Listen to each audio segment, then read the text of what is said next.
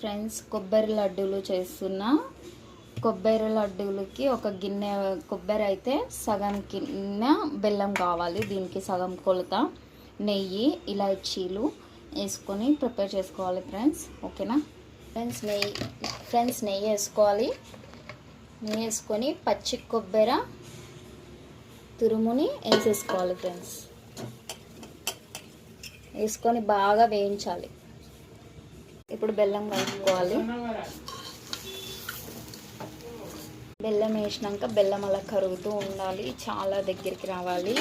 ఒక half an hour time పట్టిద్ది. ఓకేనా ఫ్రెండ్స్, ఇలా కలుపుతుంటే చూడండి కింద అడుగున అంటుకోవట్లే.